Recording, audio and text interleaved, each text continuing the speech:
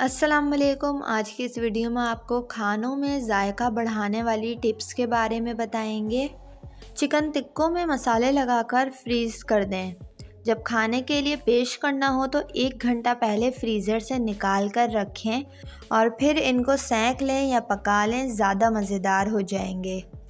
आटे को अगर हल्के नीम गर्म पानी से गूंदें तो पूरियाँ नरम बनेंगी। गोभी पकाते वक्त एक छोटा सा टुकड़ा डबल रोटी का डाल दें तो बू यानी स्मेल नहीं आएगी।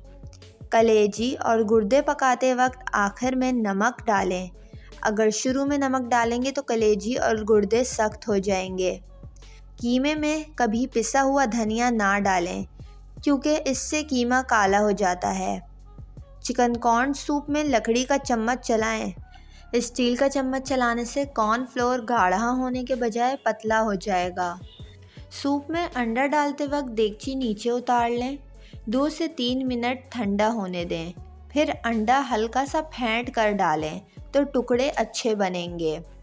चावल के ऊपर गर्म दूध और नींबू का रस डालने से वो फट कर खोया बन जाता है, जिससे बिरयानी या किसी किस्म के पुलाव में सोंधापन आ जाता है।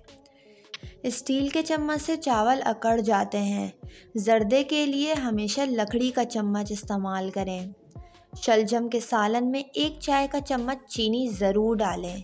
इससे सालन का रंग और मज़ा दोनों ही बहुत अच्छे हो जाएंगे। खानों में जायका बढ़ाने की ये चंद टिप्स पर अमल करके आप अपने खानों को लजीज बना सकते हैं।